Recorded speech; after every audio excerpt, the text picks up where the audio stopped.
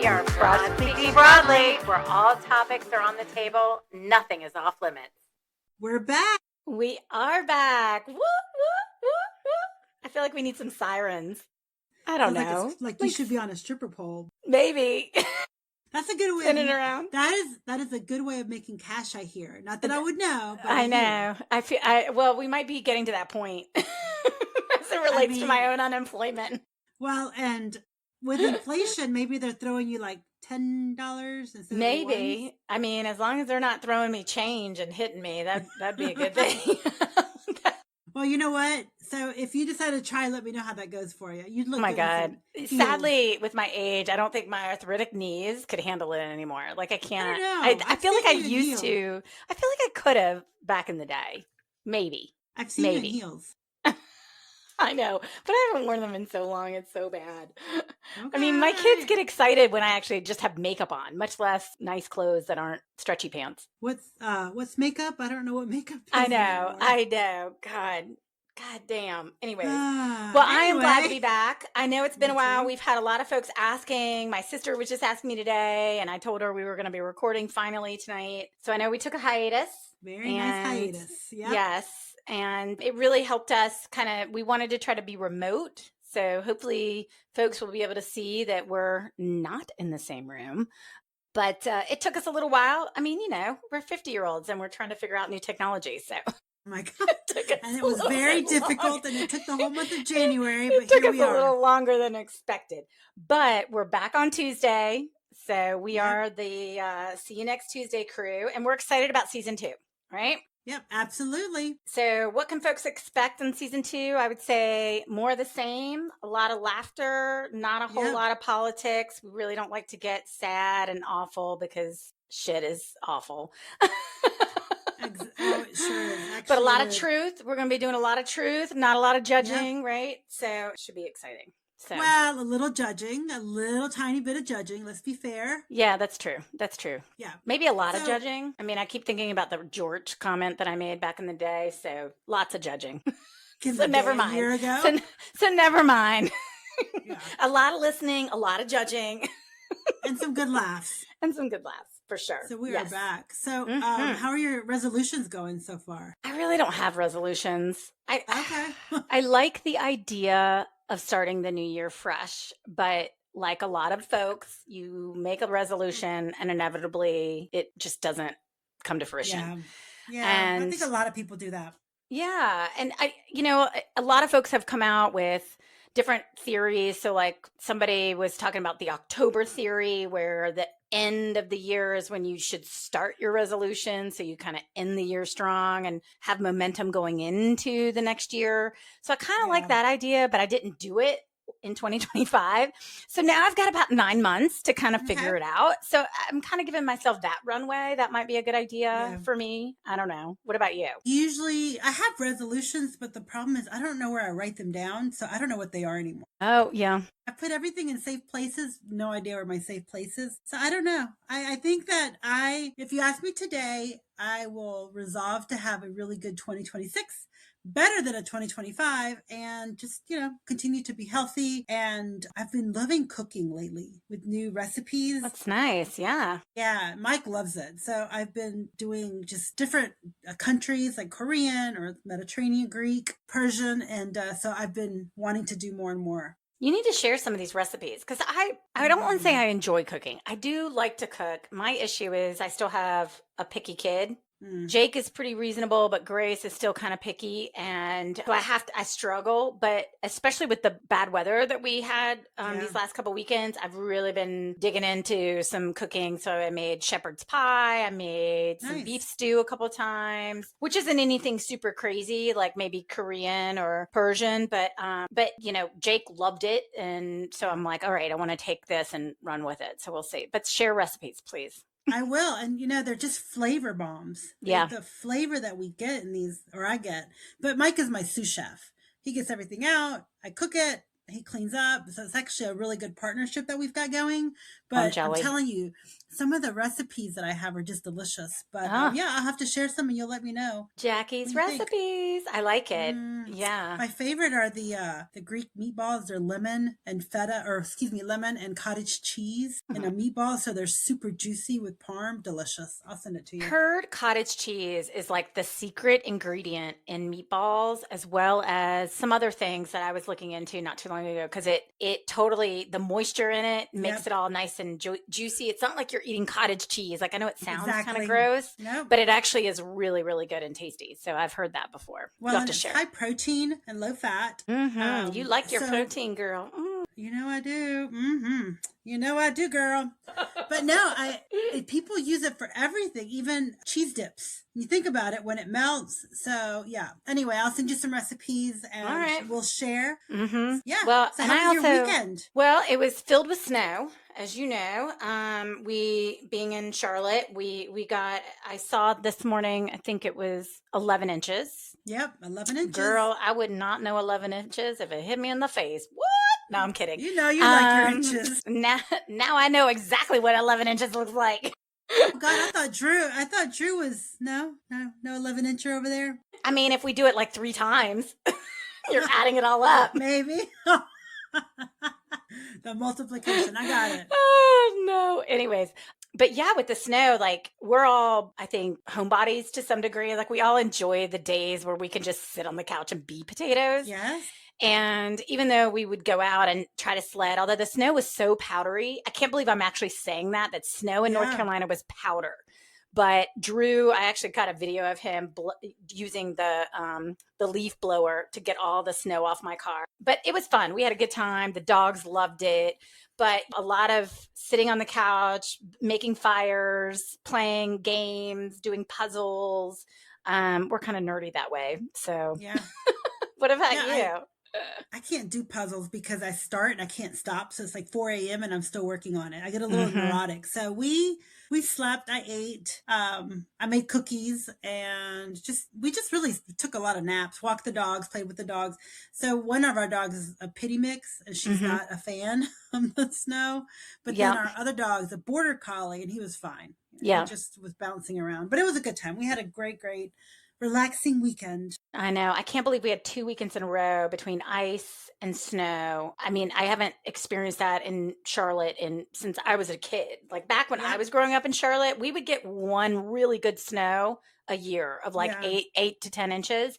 And it hasn't been like that in years. So it was Yeah. really fun for sure. I mean, the kids, I don't think they've ever seen that much snow, to be perfectly honest. I love how in the neighborhood, a lot of people, because this is a dog filled neighborhood, Mm-hmm. and the dogs that have been alive and lived in Charlotte have not seen much snow ever.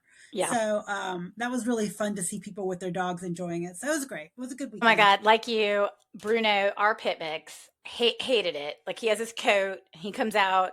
I actually have a photo of him trying to poop, and half of Yeah. his ass is like in the snow, and it's like can't be comfortable. Like this poor dog pooped 3 times within 5 minutes because I think he was like, "What is happening? Why is my anus so cold? I Oh my can't deal gosh. with this."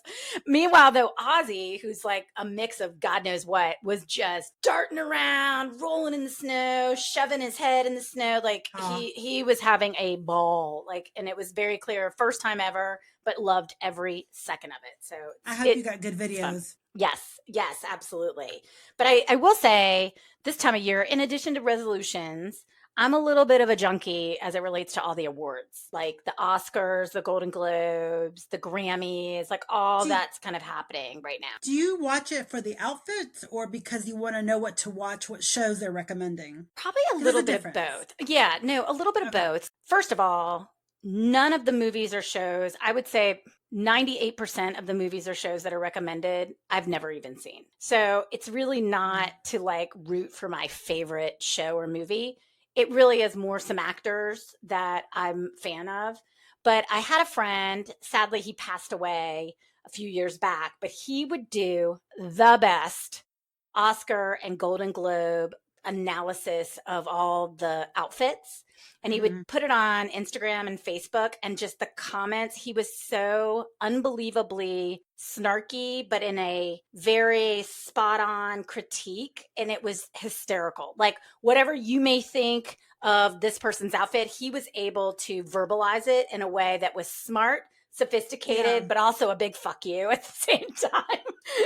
And so I miss that quite a bit, but that was kind of my joy is watching them all come in. And then I kind of like to see who wins, but I like to do it on a delay so I can fast forward all the preamble and stuff. Like a lot of times I don't really care about all that stuff.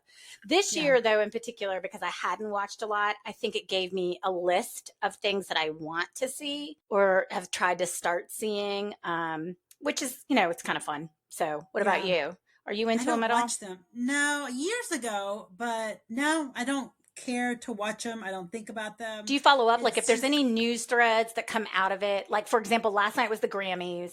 And I know like the big headline was Trevor Noah, who was the comedian announcer, is now going to get sued by Trump because of some statement. So immediately like I'm, Googling like, what did Trevor Noah say? Like I need to find out what he said to like make fun of our president.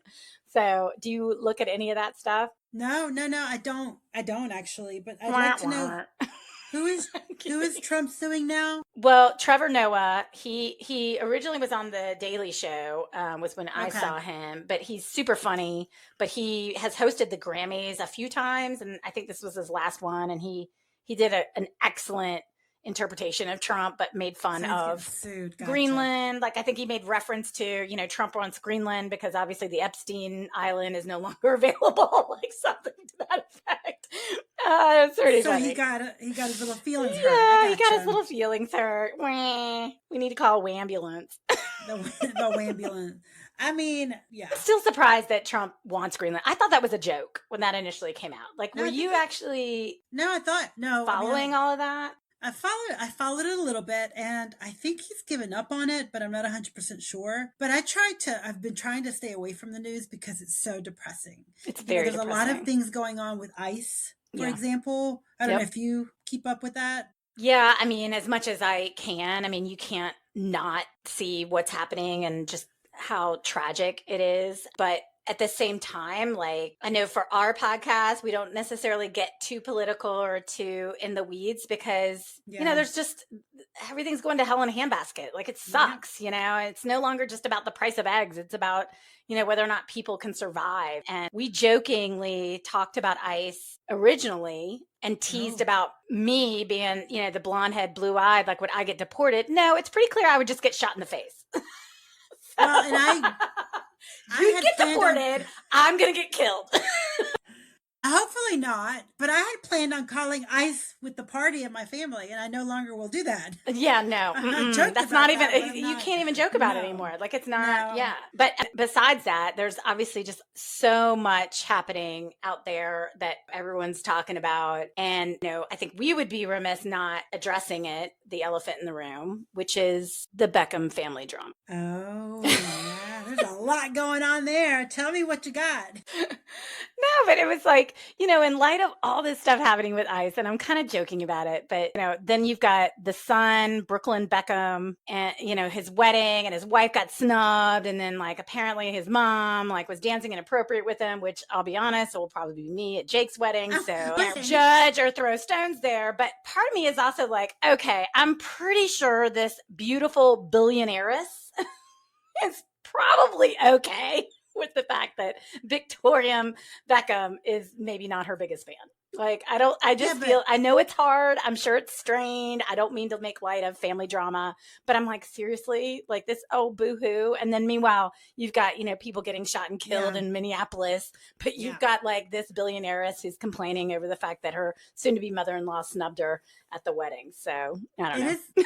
It really is crazy when you think about it, when you read it, and it's like, this is your biggest problem in life. Yeah, that's their biggest problem. I think they get $1 million a month I'm sure. They probably get $1 million a month just for shitting. Like, you know what I mean? Well, like, it's like, here's my dirty underwear. How much do you want to pay for it? Well, they get $1 million a month in allowance. And I'm thinking, look at the rest of the world and what's happening. But at the same time, I kind of love it because it's mindless. You're right. It's an escape from the reality. Because I tend to get stuck in the news. It's just depressing. So depressing. This guy gets killed. The nurse gets killed. And this person gets kidnapped. And let me just read about these rich people and their problems because it's so ridiculous that it's mindless to me. So is there a part part of you that feels a little sorry for them because they're going through this? Or are you just like, oh, yeah, we all can The relate to family drama. Like, I feel like I can relate to you now. Oh, I thought you meant the people that were like being deported by ICE.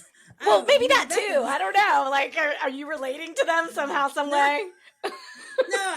no, I don't feel sorry for them. I think they're I'm I think the Beckhams are ridiculous. I think everybody has problems. No family is perfect, and to put it out there like that, come on, nobody needs to Well, air and their we talked wounds about like that. Victoria Beckham towards the end of the year because she came out with this whole with this book, and she was talking about how her life. She's known as the posh Spice from the Spice Yeah, Girls, but like the majority yeah, of her career has been in fashion, and she's finally feels like she's being recognized as such. And then like this comes out, and it's yeah. like, oh, that's great, but I guess you're more like a shark when it comes to family I don't drama. know. She's dancing inappropriately with her kid. I mean, what does that mean? Was she in a thong? Was she in her stripper? She was Who not in a cares? thong. I mean, this is Everybody's a drunk having fashionista. fun. She was Yeah. dressed to the nines, wearing some gorgeous outfit, and was probably grinding on her son that she thought was funny. And this is going to be me when Jake gets married. I mean, you realize, like, I'm going to Absolutely. be like, this is so fun. And everyone's like, ooh. Absolutely. No doubt about it. I have zero doubt. Have you ever dealt with any weird family drama though, like that? Like the fact, I will say, No. the one thing that triggered me was apparently Victoria Beckham was going to design her bridal gown, and then 3 days before the wedding, didn't. Like, just said no. Again, this billionairess probably already has 50 other designer dresses on reserve. So I'm not feeling sorry for her. But have you ever experienced any kind of passive aggressiveness like No. that from your, really? No. Nothing? I Not even will like say no that family member or friend or anybody? maybe friends some passive aggressiveness, but in our family it's so big you think we'd have issues, but there's zero drama. There's no drama. We all just get along and everybody just loves each other, and it's, I know, a little bit strange, but we just, So you're the there's no one. I'm drama. kidding. Now we I'm all do live kidding. in different parts of the world, so maybe Right, that's it. But right. we keep in touch, and when we see each other, it's like we haven't seen each other in years. But in terms of friends, a couple of people that have been passive aggressive, but we're no Yeah. longer friends. So Yeah. leaving it at that. So I have a kind of famous situation with my mother-in-law, who I have a really good relationship with her now, but she's known for her passive aggressiveness anyway, so I'm not saying anything that she doesn't already know or anybody else doesn't already know. But I actually had a moment when we first moved from Raleigh to Charlotte. She was not happy about that. And we came back at Christmas. So we had just moved a couple weeks before Christmas, came back at Christmas, and she refused to talk to me. Like, Wow. I openly asked her a question and she turned to somebody else and started talking. And I'm going, oh my God, this is happening. Like, this is something that you only see in movies. And Rude. yeah, it was so crazy. And yeah, I mean, that was the only time that I ever kind of experienced that. It was wild. So I can kind of understand the Beckhams, but not. I try to relate. I can't think of any time or anything. Yeah. But That's again, an extreme situation. but even if that were to happen, it would Mhm. be very private. Maybe because I'm a private person in general. Not Believe it anymore. or not. I mean, your whole life is now a podcast for anyone and everyone to hear. Yeah. Well, Quiet people hear coyote. what they want to hear. Quiet coyote. Yeah. So moving on from the Okay, Beckhams, okay. good luck to them. Yes. I do want to talk really quickly about the measles outbreak. Did you hear that? Oh my God, yes. It is. It's crazy. Well, what's crazy is it's right across our border and it's creeping into Mecklenburg County. Thankfully, my family is all vaccinated. And I do, listen, I understand that as a parent, you have your ability to make a decision about vaccines. And I can recognize that some vaccines out there might have some additional side effects that have caused issues for other things. But you are talking about a disease that was effectively eradicated. And now we've got 400 plus people that are infected. It's so contagious. And it's just stupidity at this point. Thankfully, we're fine. Like, it's funny, this morning on Good Morning America, they were talking about it. And the doctor that they had was like, basically saying, if you're not vaccinated and you're feeling these symptoms, you need to quarantine for up to 21 days. That's how contagious this thing is. 21 days. Let's put that in perspective. As with COVID, we were all pissed off when we had to stay home for like 3 days Can you imagine staying home for 21 days because of measles, because you might infect other people? But then on top of that, it was like he's going through all these things. And then it was like, if you're vaccinated, you're fine. You have nothing to worry about. Go on your day. And why such an issue? We shouldn't even have this problem. So, And yeah, I mean, most people do survive it, but they can kill you as well. So, especially younger kids. Oh, yeah, for Very sure. scary. Very scary. Do you want to know what else is really scary? Oh, taking some of these prescription drugs that are out there.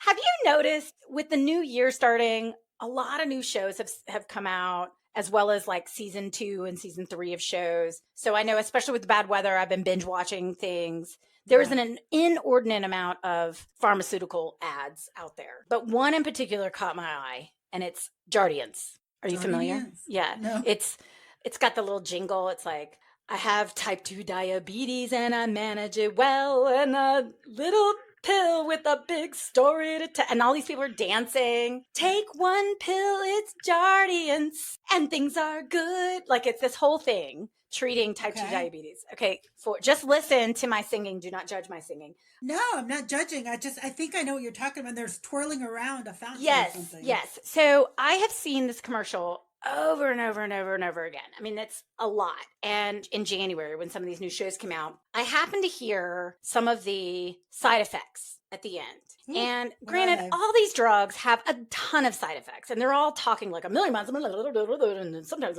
death, right? It's like, you hear it so fast, like nobody pays attention, and you're like, whatever, it's fine. But they said rare but life-threatening necrotizing fasciitis in the perineum area. Do you know what that means? Necrotitis means to die or dead. Like necrophiliacs. So yeah. Well, you're not eating the perineum, but it's basically saying you could get a flesh-eating disease in your taint. And I kept hearing something about, because it wasn't just that, it was also a rash, redness, swelling between the anus and genitals. And then if you've got uncontrollable itching between the anus and genitals. They kept saying anus, which is kind of a trigger for me. Like, as soon as I hear the word anus, I'm like, what? What's happening? What do I need to pay attention to? Because that's just not a word that you hear a lot, right? Yeah, and I Googled it, and that's when I saw this. Okay, at what point for your type 2 diabetes is it worth having flesh-eating disease in your taint or some kind of swelling rash between your anus and genitals? Is the pill worth overtaking the problem originally? Like, would you take it? I probably would not, but I don't have type 2 diabetes, so I don't know, like, do I get really sick and I have to take it and there's no choice? And there's nothing to fix my type 2 diabetes besides this pill. Like, I don't know enough about it, but just on the surface, no, I don't want any taint necrotizing situation going on. Necrophilia in your taint. Yeah, I don't need all that. I'm good. I think I'm fine.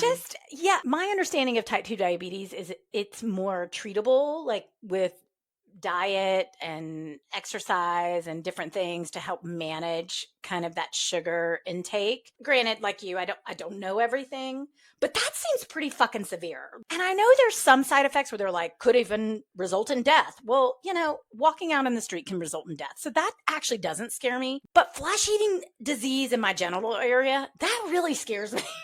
Like, seems really bad and like irreversible. I mean, there's like nothing you can do about that. Something on there? No, I think it's like eating the flesh. Like, I don't think it's like eating the flesh. It's eating the dogs.